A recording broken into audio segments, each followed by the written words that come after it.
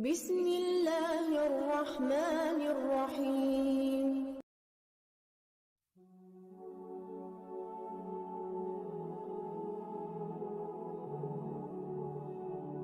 رمضان شریف میں 3-4 چیزوں کا خاص خیال رکھنا ہے ہم نے، خاص۔ ایک تو رمضان شریف میں قرآن پاک سے خاص محبت فرمائیں، شہر رمضان الذی انزل فیہ القرآن، خاص محبت۔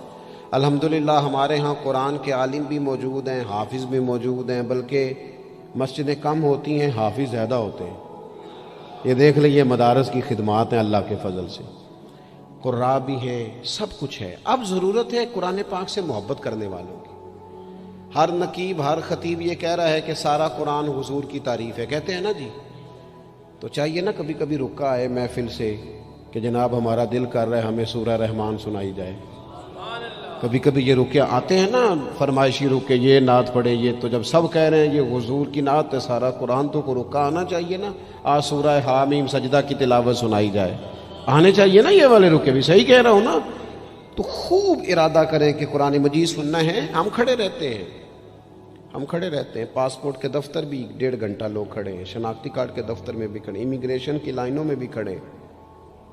نیت کریں کہ میں نے جم کے قرآن مجید سننا ہے، اور جس مسجد میں پہلی تراویح شروع کریں کوشش کریں کہ ساری تراویح اسی میں پڑھی جائے، اور خاص ذوق کے ساتھ۔ خاص پنجاب میں ایک گاؤں تھا، تو اس میں نا ایک دفعہ ایک بالکل عام سادہ سا آدمی دکاندار تھا، تو اس کا انتقال ہو گیا، تو اس کی قبر سے خوشبو آنے لگی۔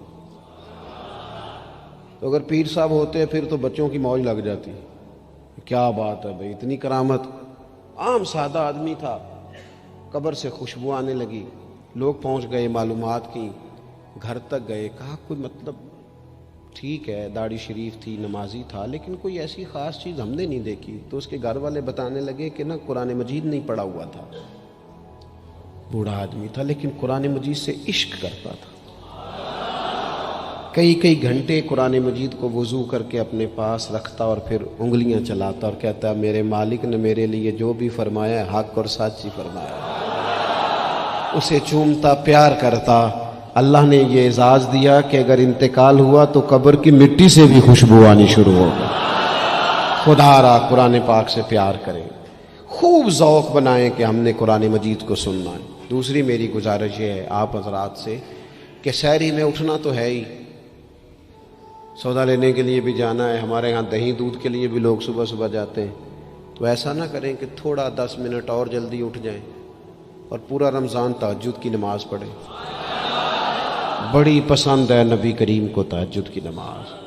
صبح اگر 2 رکعتیں نصیب ہو جائیں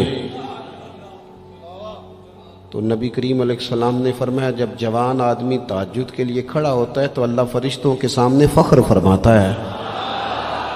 یہ ضرور عادت بنائیں، صبح جن لوگوں کو چند نفل نصیب ہو جائیں اور پھر وہ دعا مانگیں، ایک تو رمضان پھر تہجد کا ٹائم، اس ذوق کو۔ اور تیسری گزارش میری یہ ہے،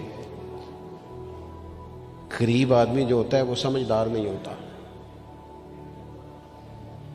چونکہ عقل مند ہونے کے لیے تو پیسے ہونا بھی تو ضروری ہے نا۔ میں نے دیکھا ہے کہ بالکل ان پڑھ آدمی ہو لیکن سیٹھ ہو نا، تو بڑے بڑے سیانے لوگوں کو نصیحتیں کر رہا ہوتا ہے اور اس کی سنی بھی جا رہی ہوتی۔ میری غربت نے کیا مجھ کو زمانے میں بدنام، تیری دولت نے تیرے عیب چھپا رکھے۔ یہ نا غریب آدمی، اگر سیانے ہوتے تو وہ بھی مالدار نہ ہوتے، یہ نہیں سمجھدار ہوتے، یہ بیچارے کمزور ہی اس لیے رہ جاتے ہیں کہ ان کو چالاکیاں، تیزیاں الا ماشاءاللہ نہیں آتی۔ تو کئی دفعہ غریب تکلیف بھی دیتا ہے، جب آپ کچھ بانٹنے لگتے ہیں، جب کچھ آپ دینے لگتے ہیں تو کچھ چیزیں محسوس بھی ہوتی ہیں۔ بندہ دیکھ کر خیرات نہ کریں، اللہ کی رضا دیکھ کر کریں۔ ہمیں صحیح حدیث میں اس شخص کا تذکرہ بھی ملتا ہے جس نے آ کے نا محبوب کی چادر کو کھینچا تھا، یہ بخاری میں، اور گردن مبارک پہ نشان پڑ گیا تھا۔ اس نے کہا میں کچھ لینے آیا ہوں، چادر کو کھینچا، تکلیف ہوئی بظاہر، لیکن محبوب نے پھر بھی جب عطا کیا تو مسکرا کے ہی عطا کیا۔ غریب آدمی تکلیف میں ہے، مہنگائی نے آزمائش پیدا کر دی ہے۔ تھوڑے سے امیر لوگ اگر اپنے اخراجات میں کمی لائیں، اگر جو عید پر 6 جوڑے بنواتا ہے وہ 2-4 سے گزارا کر لے، تھوڑا سا اپنے اخراجات کو کم کر کے صرف اپنے رشتہ داروں میں اپنے دائیں بائیں تھوڑی سی توجہ کریں۔ اور ایک بات کا ضرور خیال فرمائیں، پردہ پوشی بہت بڑا حسن ہے، بہت بڑی خوبصورتی ہے۔ اگر یہ صدقات اور خیرات اور رمضان میں جو مساوات کا مہینہ ہے اس میں اگر تھوڑی سی نا پردے کے ساتھ، امام ابو نعیم نے لکھا ہے کہ 100 گھر تھا مدینہ شریف میں، 100 تھوڑی سی آبادی ہوتی تھی، 100 گھر کتنا زیادہ ہوگا، 3 وقت کھانا بھی پہنچتا تھا، کپڑے بھی پہنچتے تھے، بیمار کی دوا کے پیسے بھی پہنچتے تھے، کون دے جاتا ہے پتہ کوئی نہیں تھا۔ پھر اچانک سب کے گھر کھانا آنا بند ہوا تو لوگ پریشان ہوئے، ایک دوسرے سے پوچھنے لگے تیرے گھر کب سے نہیں آیا؟ کہا 18 محرم سے۔ تیرے گھر کب سے نہیں آیا؟ اسی شام سے۔ تیرے گھر 18 سے۔ اب جب سب متفق ہوئے تو پتہ چلا کہ 18 محرم کو امام زین العابدین کا انتقال ہوا۔ 100 گھروں میں کھانا جاتا تھا پر پتہ نہیں تھا دے کون جاتا ہے، کچھ تھوڑا سا نا۔ کچھ خبریں ایسی ہیں جو حضرت عمر بن عبدالعزیز صبح اپنے خادم کو نا ایک سارے دن کے کاموں کی لسٹ دیا کرتے تھے، تو ایک دن لسٹ دی تو وہ چاہیے تو یہ تھا نا کہ اس پہ لکھا ہوتا تھا کہ 11 بجے محکمہ تعلیم والوں کو بلانا، ظہر کے بعد دفاع والوں کو بلانا، شام کو صحت والوں کو بلا لینا۔ وہ لسٹ جو دی تھی اس پہ لکھا تھا کہ کل 5000 درود پاک کم رہ گیا تھا، آج زیادہ پڑھنا ہے۔ وہ فلاں بیوہ کے گھر میں راشن پہنچانا ہے۔ وہ 2-3 لائنیں ابھی پڑھی تھیں کہ وہ حضرت نے چھین لی، فرمایا یہ تو میری ذاتی ہے۔ تو مشیر کہنے لگا حضور یہ کب کرتے ہیں، کبھی بتایا نہیں۔ تو آپ فرمانے لگے کچھ پیسے چھپا کے رکھے ہوتے ہیں لوگوں نے کہ مشکل پڑ گئی تو کام آئیں گے، میں نے بھی کچھ نیکیاں سب سے چھپائی ہیں، قیامت میں مشکل پڑ گئی تو اللہ کے کرم سے میرے کام آ جائیں گے۔ یہ کچھ میں نے سائیڈ پہ کر دی ہیں جو میں نے کسی کو بتائی، تو رمضان شریف میں ایسی نیکیوں کا موقع ملے گا۔ کچھ چھپا لیں، قیمتی چیزیں سب کو نہیں بتائی جاتی، چھپائی جاتی ہیں۔ جو جن کو قیمتی سمجھتے ہیں نا، کروڑوں روپیہ جس کے پاس ہو وہ تھوڑی بتاتا ہے، میرے گھر میں 50 تولے زیور پڑا تھوڑی کو بتائے گا۔ تو قیمتی چیزیں بتائی نہیں جاتی، چھپائی جاتی ہیں۔ اپنی نیکیوں کو قیمتی بنائیں، ان کو چھپائیں۔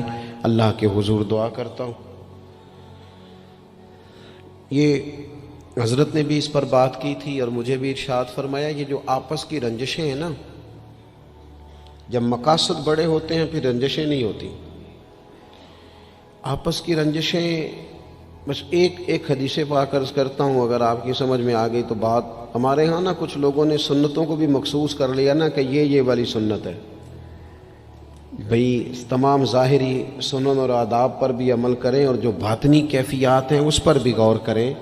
ترمذی میں حدیث ہے، امید ہے آپ یاد رکھیں گے۔ نبی رحمت علیہ السلام نے فرمایا، اے انس، اے میرے بیٹے، تم سے ہو سکے تو صبح اس حال میں کرنا کہ تمہارے دل میں کسی کے لیے بغض نہ ہو۔ صبح اس حال میں کرنا کہ تمہارے دل میں کسی کے لیے بغض نہ ہو۔ اور محبوب فرمانے لگے، یہ میری سنت ہے، یہ میری سنت ہے، یہ میرا طریقہ ہے دل کو۔ اور ایک حدیث پاک میں حضور نے خود فرمایا تھا، کوئی کسی کے بارے میں مجھے بات نہ پہنچائے، میں اپنا دل تمہارے بارے میں صاف رکھنا چاہتا ہوں۔ اپنے دل سے نہ ان چیزوں کو نکال پھینک کے، اور اگر آج یہ چھوڑ جائیں گے نا مسجد کے باہر تو پھر تو رمضان میں ہلکے پھلکے ہو جائیں گے انشاءاللہ تعالی۔ آنے والا وقت بہتر گزرے گا۔ اللہ تعالیٰ توفیق عمل عطا فرمائے۔ وما علینا الا البلاغ۔ اللہم صلی علی سیدنا و مولانا محمد معدن الجود والکرم وآلہ وصحبہ وبارک وسلم۔ مالک کریم ہماری اس محفل مبارکہ کو قبولیت کا درجہ عطا فرما۔ اتنے سارے احباب شریک ہوئے، علماء، مشائخ، کارکن، اللہ تعالیٰ سب کی حاضری کو اپنی بارگاہ میں قبول فرما۔ ہمارے گناہوں کو معاف فرما، ہماری غلطیوں سے درگزر فرما، علم نافع، عمل صالح کی توفیق عطا فرما۔ مالک کریم سجدوں کا ذوق، عبادتوں کا شوق، تلاوتوں کی لذت عطا فرما۔ اے اللہ، خیر کرنے اور خیر پھیلانے کا ذریعہ بننے کی توفیق عطا فرما۔ ہم سب کو شر سے محفوظ فرما۔ اے اللہ دلوں کے قبلے سوچوں کے زاویے درست فرما، دروازہ رسول صلی اللہ تعالی علیہ وسلم کی غلامی اور گدائی عطا فرما، بیماروں کو شفا عطا فرما، مقروضوں کو قرض کے بوجھ سے رہائی نصیب فرما، جو تنگ دست ہیں ان کے رزق میں وسعت فرما، امت کے حق میں رحمت والے فیصلے فرما، عالم اسلام پر اپنا خاص فضل و احسان فرما، پاکستان میں نظام مصطفیٰ صلی اللہ تعالی علیہ وسلم کے سویرے کو طلوع فرما، قرب و جوار سے دور دراز سے جتنے احباب آئے قدم قدم برکتیں عطا فرما، جس خوبصورتی کے ساتھ یہ اہتمام کیا گیا، اہتمام کرنے والوں کی کاوش کو اپنی بارگاہ میں قبول فرما، ہمارا خاتمہ بالخیر بالایمان فرما۔ دنیا علامہ اسرار صاحب علیل ہیں، مالک کریم شفا عطا فرما، تمام بیماروں کو شفا عطا فرما، دنیا اور آخرت میں ہماری پردہ پوشی فرما۔ اللہم انا نسألک العفو والعافیۃ فی الدین والدنیا والآخرہ، رب اغفر وارحم